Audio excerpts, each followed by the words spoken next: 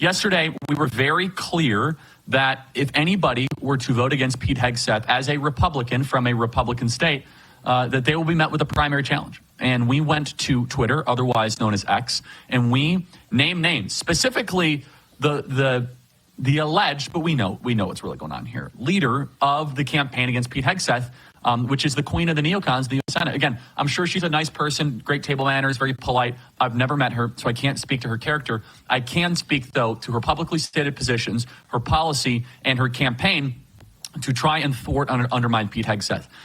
The only downside of what happened with Matt Gaetz is these senators are feeling a little uppity.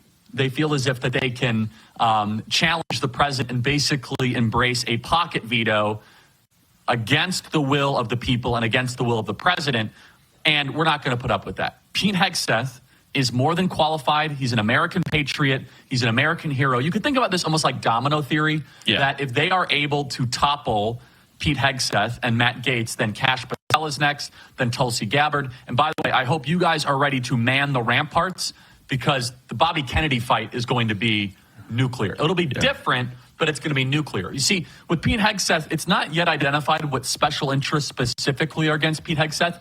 With Bobby Kennedy, Pfizer, Eli Lilly, AstraZeneca, Moderna, Johnson & Johnson, they're going to have artillery shells. I actually think they're really good parallels. I think the three biggest fights are going to be Tulsi, but I would say I put her in 1B or maybe even 2, but it's going to be RFK and it's going to be Pete. And why?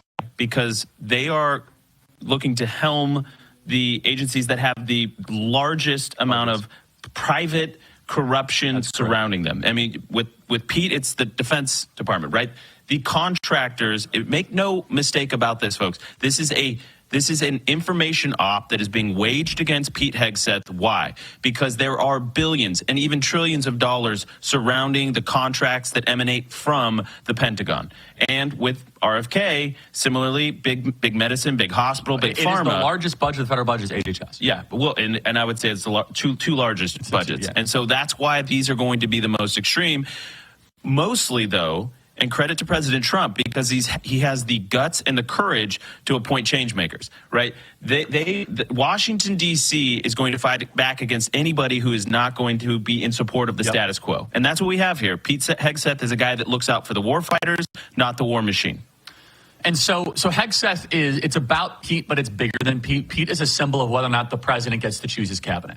And if Pete falls, then every single one of these disruptors is going to be in jeopardy. Every single one of them. So this is being led by Senator Joni Ernst of Iowa. By the way, we took a poll from the audience yesterday. We did a poll, freedom at charliekirk.com. Which senator that is currently in cycle do you want to see as primary? Joni Ernst won.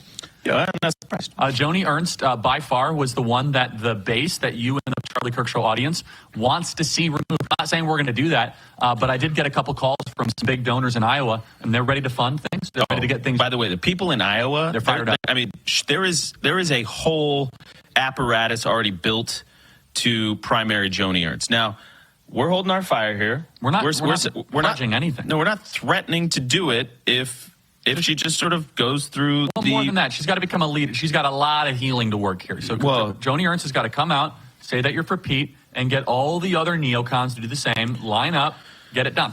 Well, and she's now on the record, Charlie, sort of saying she's not publicly saying she's against him. She just wants a chance to go through the confirmation, which is better than where it was. Exactly. It started with serious concerns. We had a really troubled meeting to, well, we have to let the process. Yeah. A lot of things have moved. I got a few text messages from folks when this came out of the Friends Ross pivot gif, because it definitely was a tonal shift, very much in the sort of like, hey, I'm not against Pete. Everybody relax, because she was feeling it.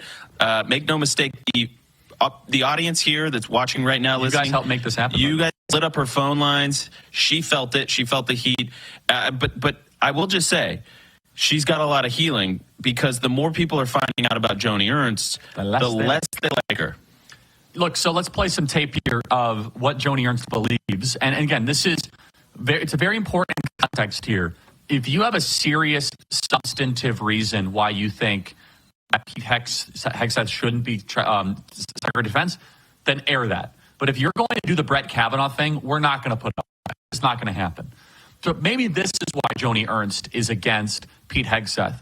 Joni Ernst is for mentally ill people serving in the U.S. military. She says that we want the talent of the mentally ill in the U.S. military. Not a joke. Play 9. Here is Joni Ernst, the pro-trans advocate. Play cut 139.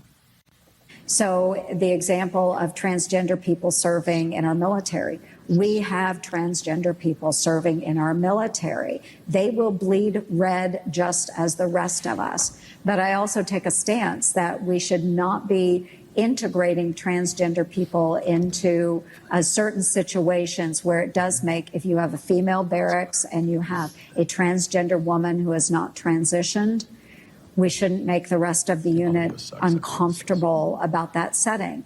There are certain accommodations we can make for that transgender individual. But if they bring value to our unit, if they have specialties that we can use, especially if we want to maintain an all-volunteer force, we want to bring that talent into our services. And I know that's controversial, but again, I'm looking at what's good for our nation. And believe me, when we're facing a recruiting challenge right now, if people are physically willing and able to serve our country, we want them to do so. Look, let's make the enemy uncomfortable. Not who cares about anything else. The enemy is who should be uncomfortable. And it should be about lethality, not diversity, equity, inclusion, wokeism, or trans advancement. And so Joni Ernst, maybe that's one of the reasons why she's against Pete Hegseth. She wants a more trans military. Well, in fairness to Joni Ernst, Charlie, she's not saying she's against him now. So there was a pivot that happened, right? I mean, and we should go into this. There was an article out of Real Clear Politics from Phil Wegman. And sorry, we got a cue, and hopefully I'm not talking over a radio break here.